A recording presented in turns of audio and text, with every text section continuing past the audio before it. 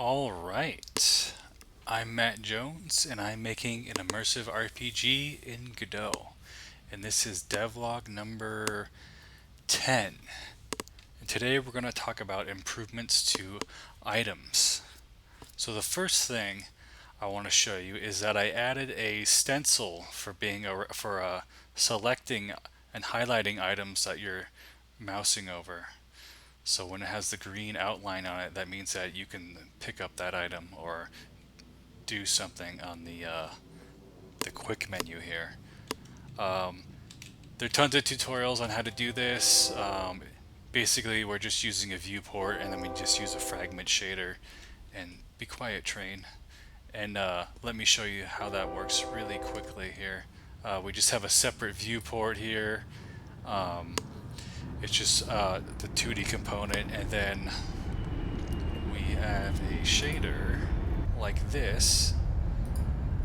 Basically, it will add the item to the viewport, and it goes around for each pixel, and we're doing 10 pixels outside the range of the outline, so it's going to have a nice...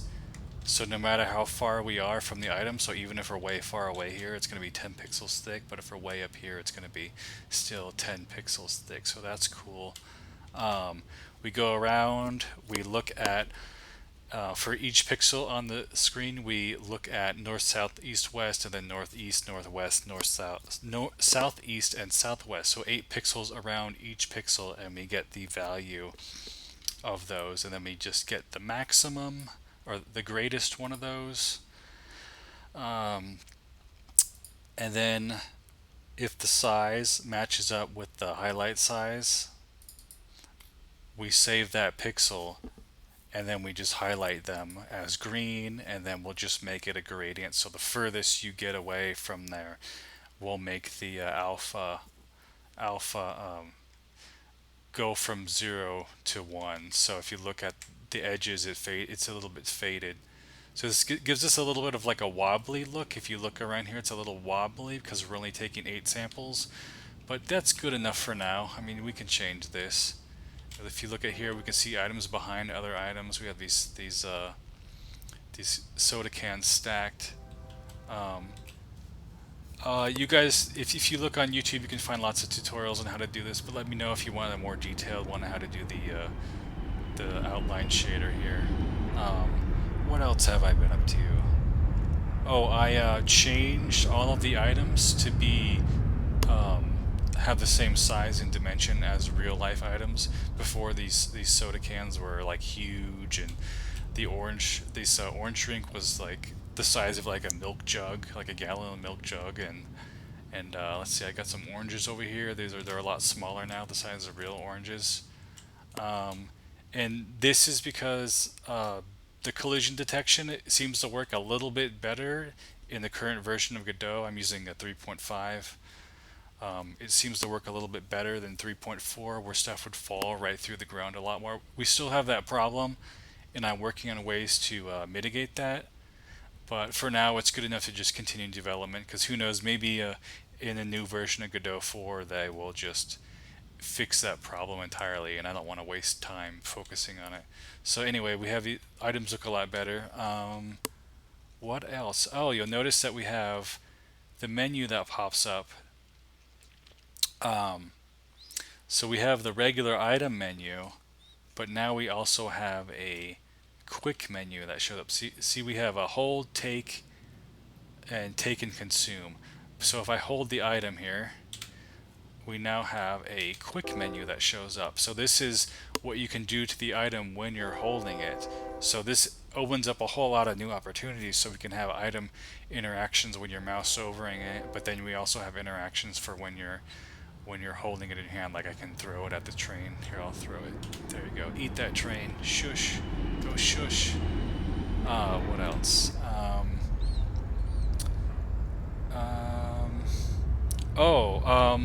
Let me see if I can alt-tab here. One of the things, before I do that, one of the things I don't like about the Fallout games is you can just kind of grab an item. Like, let me see if I can do it without crashing my computer here. For instance, if I want to grab this hot plate here, I have to either push E to take it, which just takes the item and puts it in my inventory. I'm basically taking possession of that, or if this item was owned, I would be stealing it. But if I just want to pick it up and look at it, I can hold E and that'll pick it up and I can like look at it and rotate it. But the problem with this is, if this item was owned by an NPC, I could just pick it up and carry it around and like, you know, literally just throw it, and they won't react to it like I'm holding it. But if I just pick it up like to like that, I take it, then they think I'm stealing it. So it's like we need a kind of in between. Instead of not holding it, taking it and stealing it, we need to have 3 different ways of interacting with an item. So instead of being able to move it like this, we can just hold the item. So now it's actually in my hand, I'm holding it, but I'm not stealing it, I'm just holding it. So if I was, let me see, if I was, let me just drop this.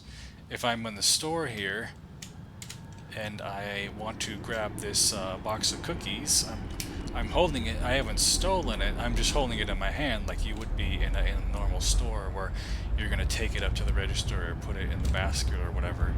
But then if I take it, it's now in my inventory. Like if I take this, I've stolen it, and if I take this and consume it, I'm now eating it. So if I take it, or I'm taking it and consuming it, then the NPCs should react accordingly. And I haven't added that yet, but obviously that opens a lot of cool opportunities. And also my weight, the weight of the character goes up when I'm holding it in my hand. But if in like Fallout, if we go back to Fallout 4, let's see, there's nothing really heavy, but there could be like a really heavy thing, and I could just grab it. Let's see, there's nothing around here. I'm at the very start of the game because I reinstalled and I forgot that my saves have mods, so I can't load them all right now. But if there was something really heavy, like there we go, like this rad roach, if this weighed like 200 kilograms, I could just pick it up and carry it around. But if this was in my inventory and it weighed 200 kilograms, it would be way too heavy. I'd be over encumbered. So there's like this weird way of holding it and carrying it, but it not actually counting towards my weight. Well, it should count towards your weight. Yeah, get away from me, rad roach. So that's another thing that doing things this way kind of bypasses that problem. Because so like my weight is 169.96. Let me see here. Now if I hold this, if it's working, yeah, see we're 1 kilogram heavier because we're actually holding the thing in our hand. So that's cool. Throw this. What else do I need to show you guys? Oh, and because we have a way of holding items, like one of the other things about games is when you're holding your gun, you're like always sticking it out, and it's like in real life people would be like, whoa, don't point that at me. So like for instance, if I want to hold this hunting rifle, I can just hold it like this, and it's in my left hand. I'm clearly not what's the word where you're pointing it at somebody, like you're prepared to shoot it, but I'm clearly not doing that. But then I can use a quick menu and I can just take it and equip it, and boom, now I'm clearly ready to use it. So that's cool. We have another, by having the separate hold, we can do stuff like that. Like for instance, let me get rid of this. If I hold this the shotgun, I can just drop it if I want, or I can hold it and I can equip it. So that's cool. And get rid of that. What else?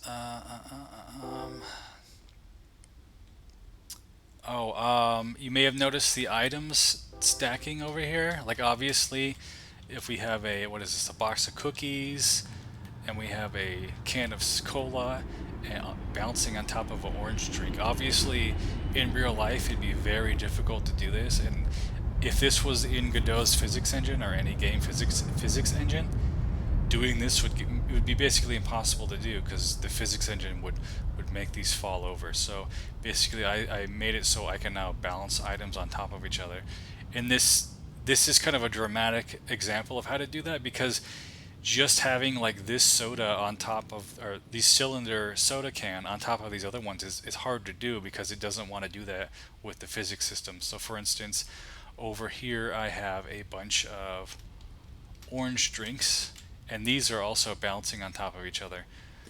And if we were just using the physics system by itself, these would just fall over. So now I can do things like, let's see, I can shoot this top orange drink, and hopefully it'll just fly off without disturbing the other ones. So yeah, there we go. But now if I shoot, there we go. Oh, we got delay because we're recording. My machine's like melting down right now.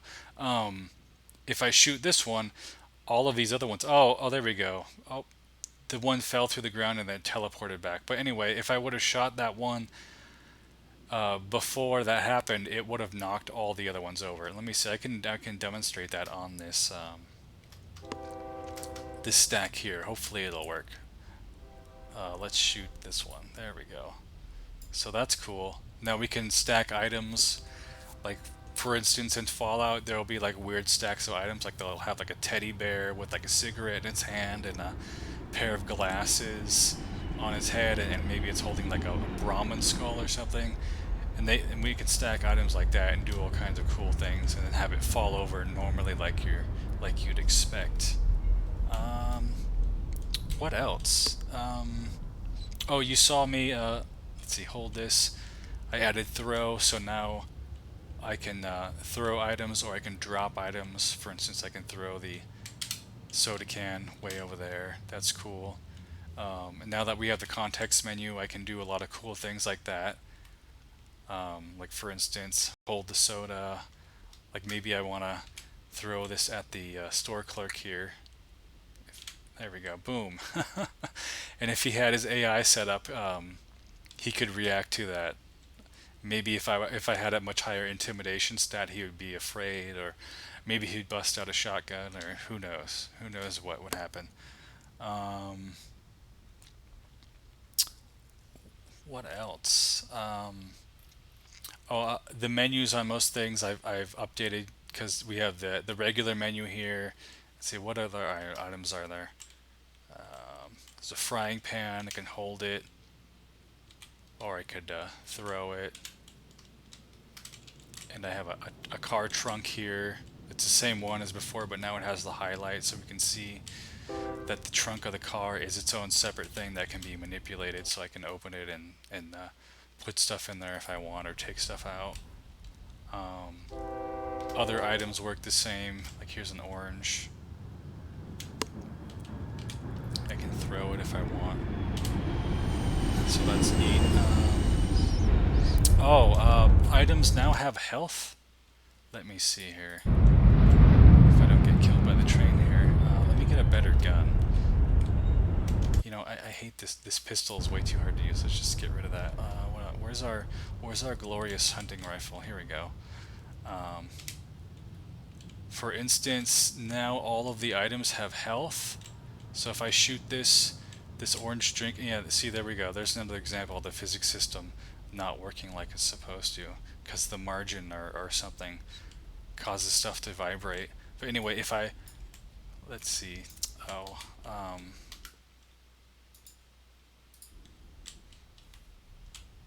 let me see.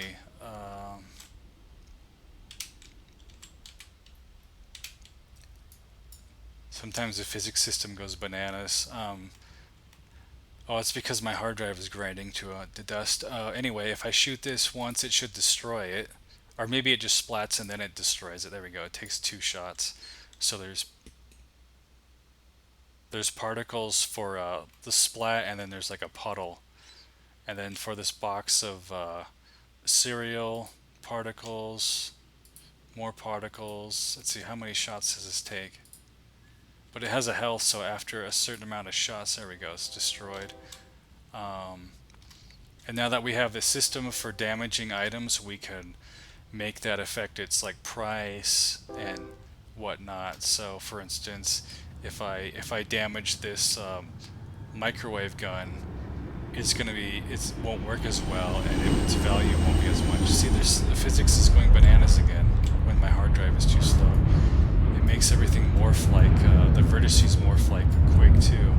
But anyway, the gun's twisting. That's strange. Anyway, like the orange, I think if I shoot it, there we go. See, the hard drive isn't fast enough to keep up. I can shoot items. There we go. Wow, I need to get a new computer. But anyway, I can shoot the orange, and there it's destroyed because its health is reduced. But then, uh, let me see. Where's a soda I can shoot? They should emit a liquid, and then they'll. There we go.